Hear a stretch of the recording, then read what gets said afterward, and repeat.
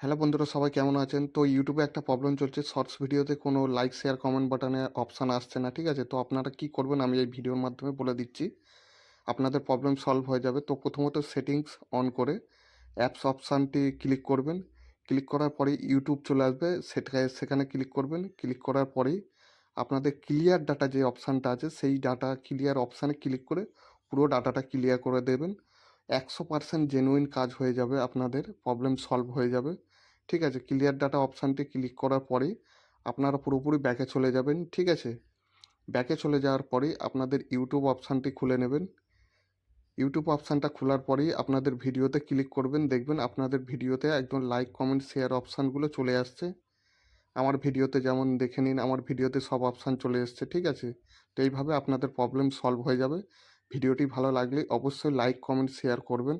আর ভাইকে ভালো লাগলে অবশ্যই সাবস্ক্রাইব করে নিন।